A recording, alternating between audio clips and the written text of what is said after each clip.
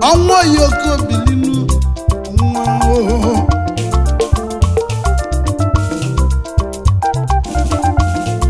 ọnwa pụta ihe funi enye n'enu ụwa ọnwa tie ifadinu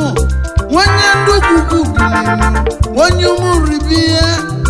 esi nwa ọgwụ ejiọfụ nwa na-etiri ọra ọnwa tifoluchi nwa bụ ike otibenu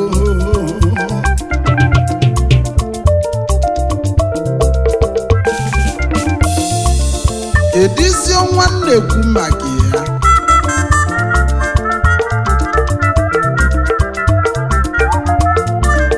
High Chief Austin Chukwudi Ogwuejiofo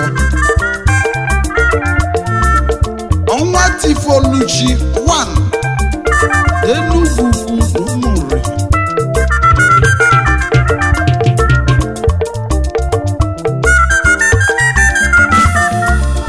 Ọkụtalukwe 1 Agureri Akajugo ndị Igbo n'Ugbo na Dunugofia Local Government onye ọma na Enugu Ukwu ka isi bịa ụwa onye Enugu Ukwu na Umuri ọgaranya n'elu elu n'enu ụwa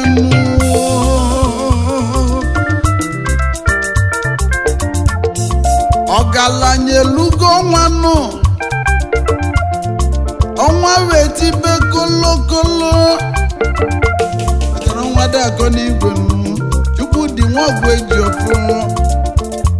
nwayọ ka iji eje n'oji nwa ya dị emelụ arụ onye ego ọnwa na onume ekele asị na ife onye na-eme ka ejikwu maka ya maka na Austin Chukwudi Ogwuejiofo na ya bụ oji anya ọgọ na Abuja maka na onye eji ijoke onye atani ya ka njikwu maka ya Chairman Chief Executive Officer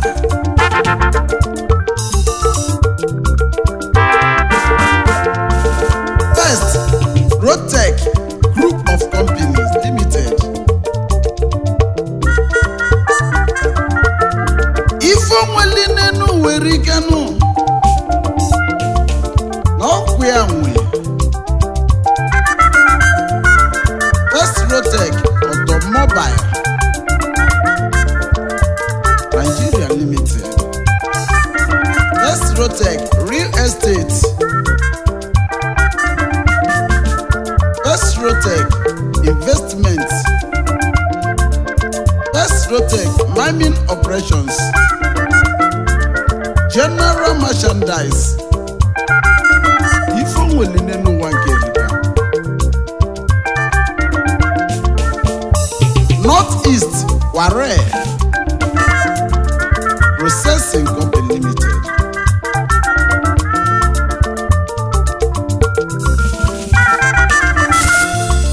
Rotech Energy Service Limited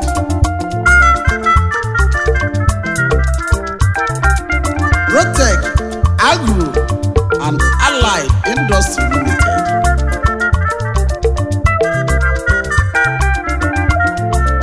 Rotech Automobile Estate Enterprises Limited na Anambra Line Nigeria Limited ifeonweli rika n'elu ụwa nke a Miv Mariam Integrated Ventures Limited ngwongwo na ngwongwonu ka eji ama ọgaranya nụ ọnwa n'itikaligonu ọnwa tifoluchi alụsị ego na Abuja na nyini ya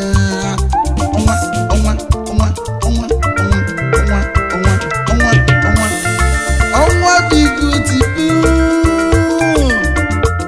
onye Enugu Ukwu n'Umuri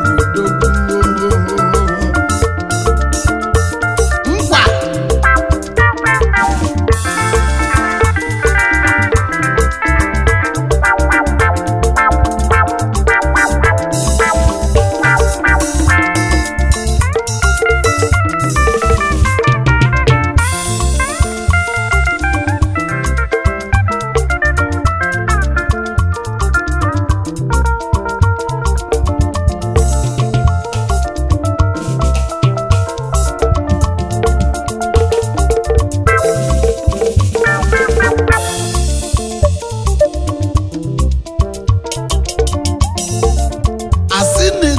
dị ka ife ya na-adị n'elu ụwa ka nọ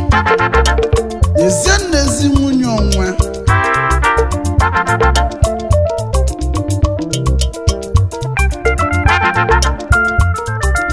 Chief Mrs.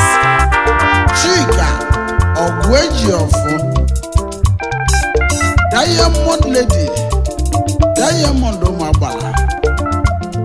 nwanyị malima bilinu etu onye dị ka ife na dị nnu ogeli mali nsọ dị ọdịgo jizi ọgwanụ dị ya nnukwu nwanyị bi ya nwanyị ọma dị mmanụ nwanyị a na-ekili ekilinu na anyị ikeneli ezi nwunye ọnwa na oluwe ekele asị na nwogo na yugo n'oche n'elu ụwa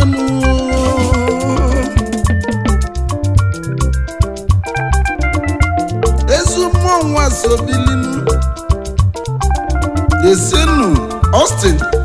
Ogwejiofor Jr. obele nwa bili Chidimma Ogwejiofor nụ Chioma Ogwejiofor nụ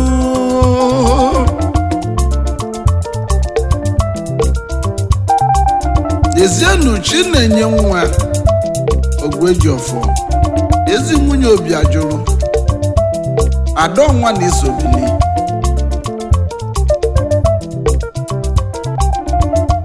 ụmụnne nwa nọkwu ya nụ nwanne mmadụ abụrụ oyi ya nụ nke iru ugo Ogwejiofor obilinu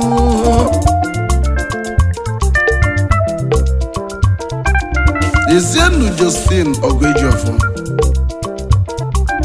na nke Chinyere Ubu egbe ni Ogwejiofor anyị emelozokwa Adọnwa mana ọnwụ bulion na late Ifeoma Ogwejiofor obele nwa na gị loteli na nna ya si m loteghị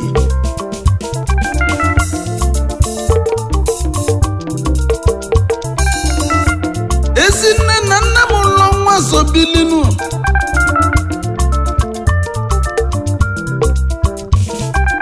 Pa Simeon Ogwejiofor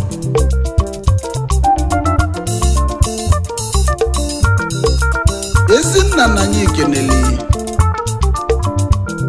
n'ezienu nne m lodogwu bilinu ọnwụ mechanụ n'enu nwenu lọlọ iyom ọnụ Igbo Ogwejiofor Nnọra Afọmụleze Ezinne na anyị loteli ọnwa wee si m kenebe ndị oyi ya maka na osisi nwere afa ya ka oyi na-erudebe oyi ya ndị oyi ọnwa kalịla akalịnụ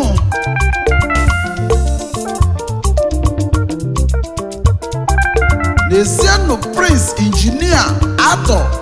Ezenugwu OFR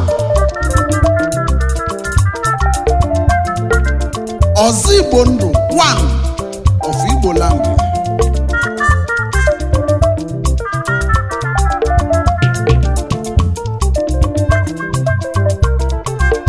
Ọzọ Igbo Ndụ Global Authority Ebububo Government without tenure Ebube ndị ugbo bilinu Ọzọ Igbo Ndụ bi ya alụsị ego obi ya ezi nweze bilinu Prince Injinia Tezenugbo na ikalịla akalịnu Chijioke na-enye ya ekene nnu odogwu abụrụkwa m onye shio ife ime ka iji bụrụ odogwu ezi nweze bilinu alụsị ego na ego ihe kalịla akalịnu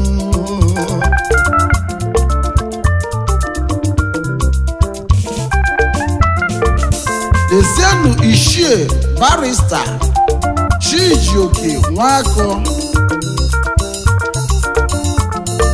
ọma na-etiri ọra n'ugbo onye ọma na-ede mmanụ ezi nwa si ugbo eje na nyini ya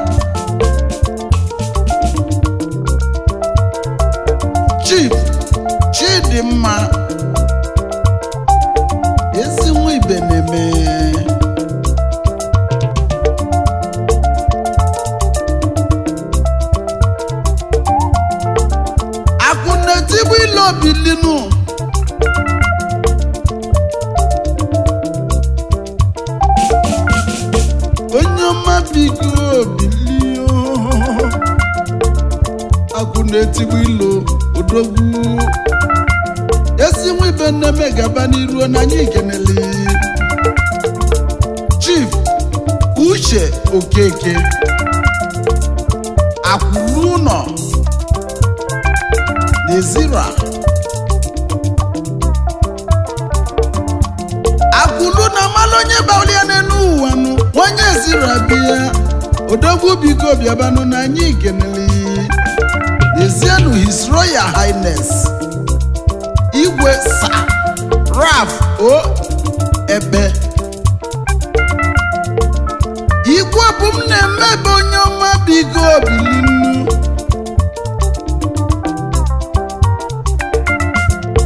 igwe nnukwu ukwu n'ụmụrinu igwe nọ na mkpumagwarọnụ igwe n'ichilechi igwe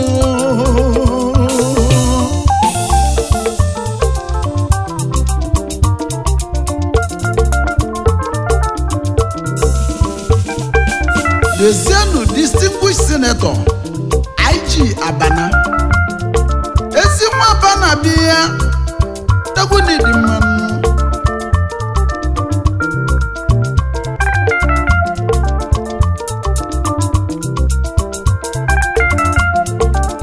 ọchịkọta gburugburu ọchịkọta n'ugwukwu n'Umuri senator IG Abana odogwu n'ịdị mma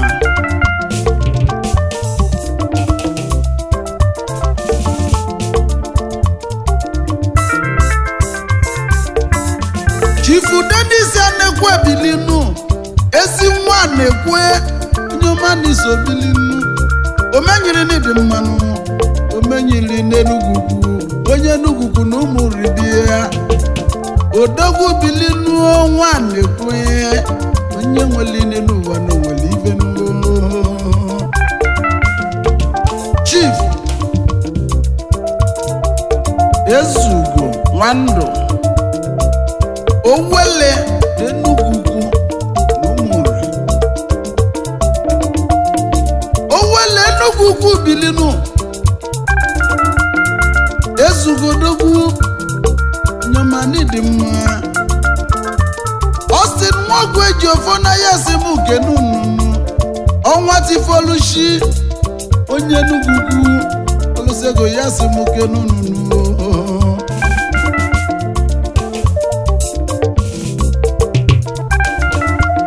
anyị gbakọta anya yolia na egwunu ibe anyị ga-agba n'ụzọ eriga nnu maka na egwu anyị ka dị n'iru mkpa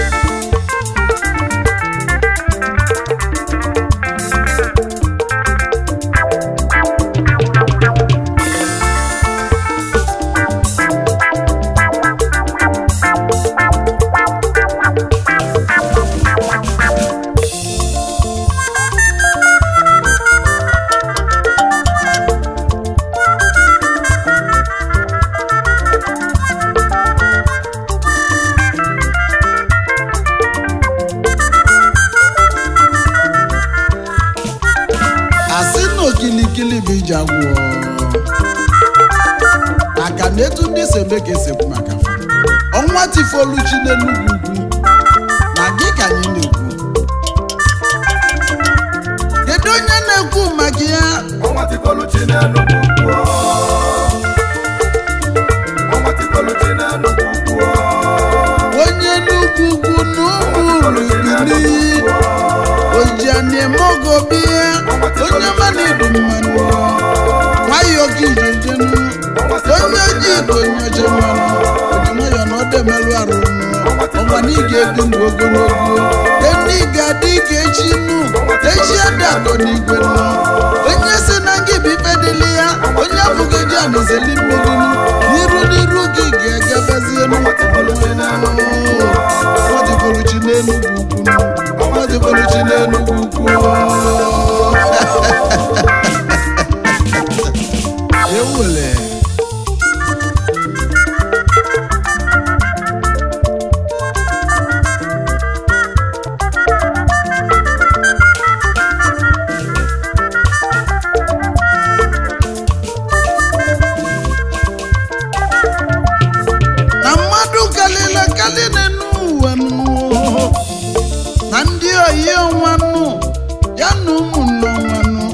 ka anyị na-ekwu maka fanụ Chief Ikem Obiekwe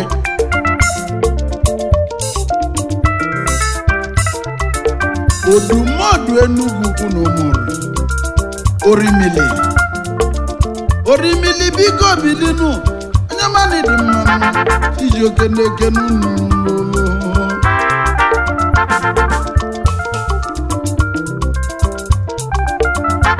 Chifu Chinedu Okwoloko bilinu esi nwa Okwoloko bilinu na nyine eze bụ na Shikwan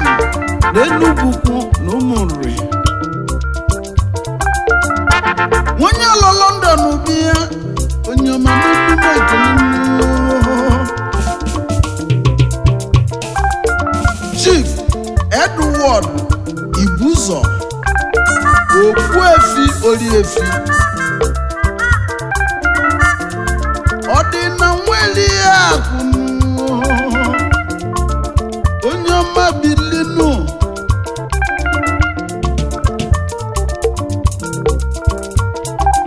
liver to deliver onye ọma na-ede mma na-esienụ Honorable Chidi ezi nwa Ibemeka bilinu Chidi onye ọma bi ihe member Anambra State House of Assembly onye ọma na-anọchite anya njikọ ọka ọ ga-adịrị ya mma Chifu Paul Ọnụọra bilinu anụ nyilo onye ụsabia Bamijo n'ịdị mmanụ Bamijo nwa Jizọs bịa onye alọ London odogwu ezigbo ya Chijioke bịa ọnwa simuke nneyi nwoke na-enwe anwụli oyimu onye nwere n'onwere ife n'ụlọ edo onye na-ekwu maka ya nụ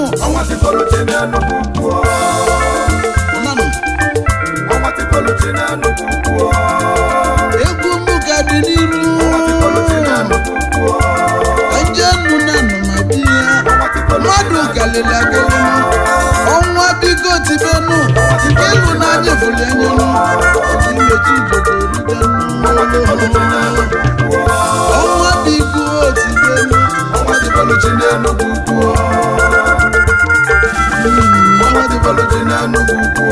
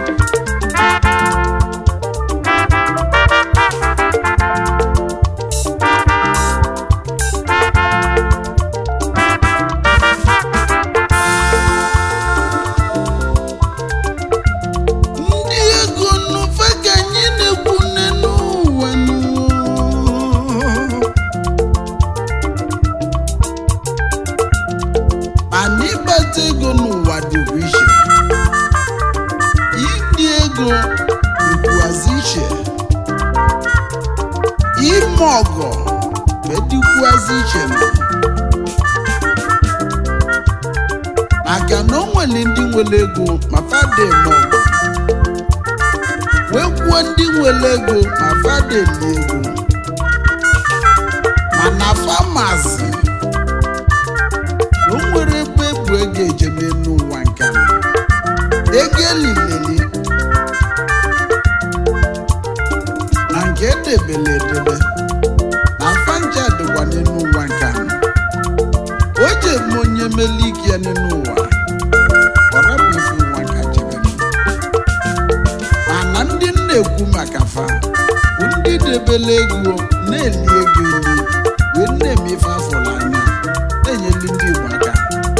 na fako nwa na-etiri ọra n'Enugu Austin ọgwụ eji ọfọ Chukwudi ayasemokenefa anyị welenu nwayọ nwayọ nkwa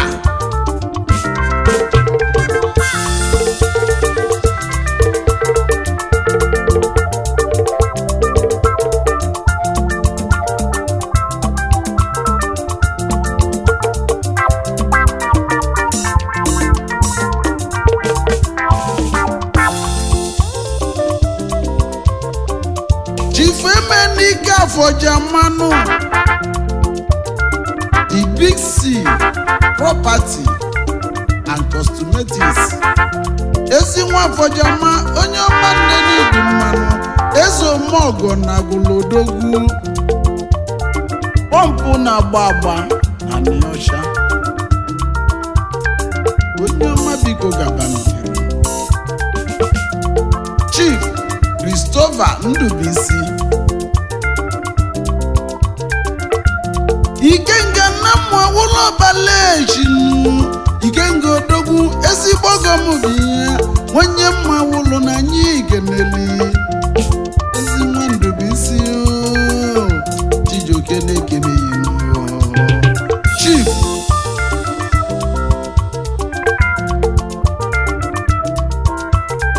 Dr. Obinna Iyegbu Ọbatozuora 1 n'Ọba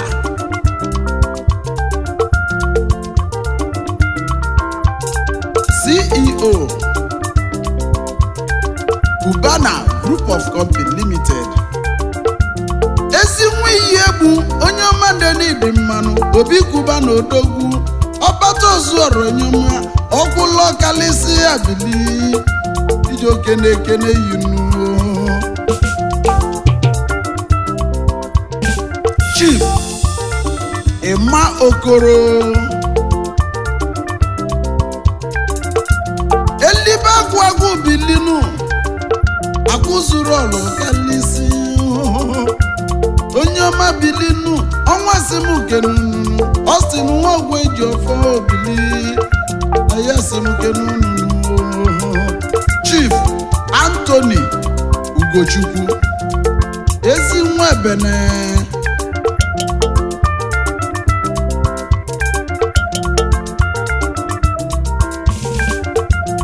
igwulube nke izizi n'ọgbụ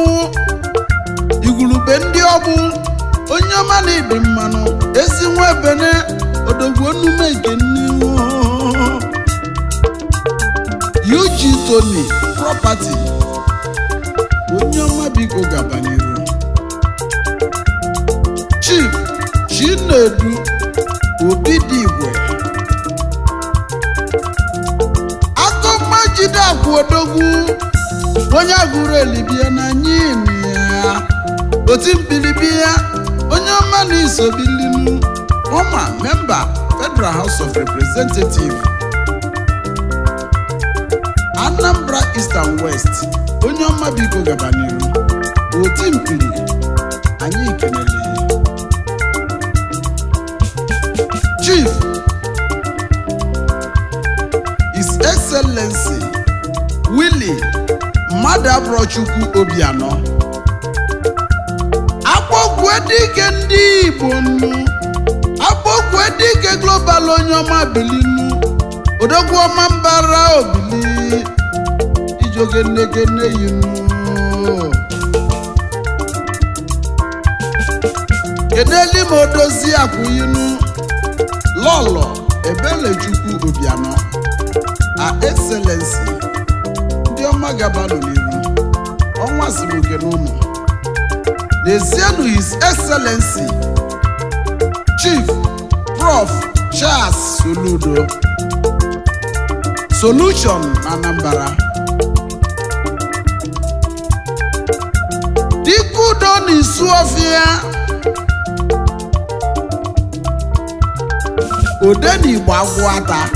ode jinjim na Agụreri onye ọma chili ijebenu ka ịlụ n'anya ifuli enyenu n'ezienụ Chief Kanayo Okoye ikwu ma o ji bịa onye ọma na ịdị mma ezi nwa Okoye odogwu gaba n'iru nye nwere ya omume Distinguished Senator Victor Ume Ọhamadike 1 na Agụlụzọ Igbo Ọhamadike ndị Igbo niile onye ọma na anyị kenele n'ezienụ Distinguished Senator Uche Ekwunife Iyom nwanyị ọma ebe ndị Black bịa nwanyị a na-ekili ekilinu onye ojii na gị ka onye oje mmanụ Iyom nwanyị ọma n'ezienụ Chief Valentine Osigbo ezi nwa Ozigbo bụ ya Valentine bụ ya onye ọma bụ iko bili Chief Cletus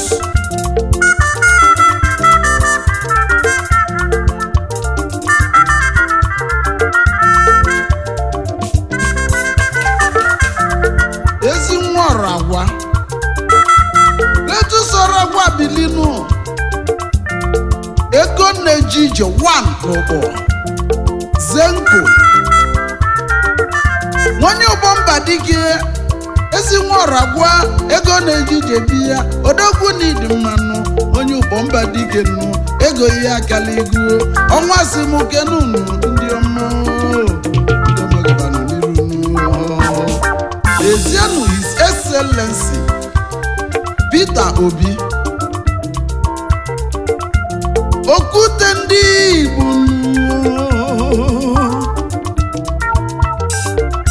onye ọma na ịdị mmanụ anyị kwe n'azụnụ odogwu ga-aba n'iru n'ụwa ihe nye nwere ihe obodo ifenu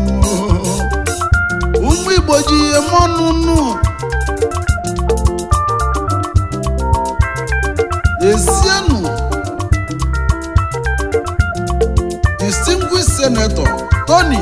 Nwoye Ayaka Igbo niile Ayaka Nsugbe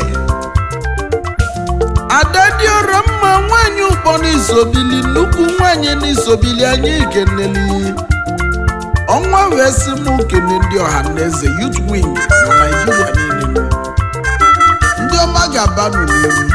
ọnwa sị m kene unu anyị jenu ka anyị na oge ọzọ na anyị ga-anọrọ maka mmepe anyị gaba n'ụzọ nkwa amala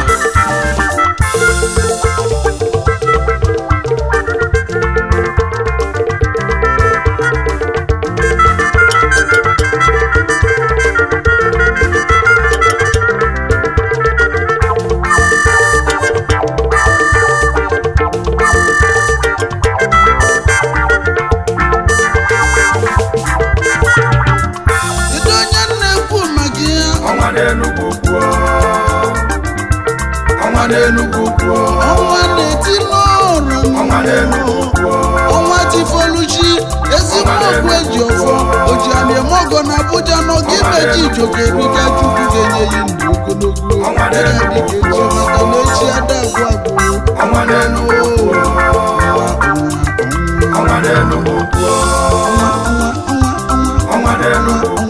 ọnwa adagụ n'igwe esi nwa ogwu eji ọfọ ọnwa n'Enugwu ọnwa na-etiri ọra ọnwa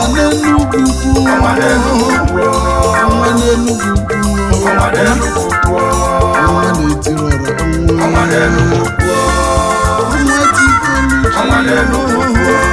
ọnwa n'Enugu ukwu. ọnwa n'Enugu ukwu Ọnwa n'Enugu ukwu. ọnwa n'Enugu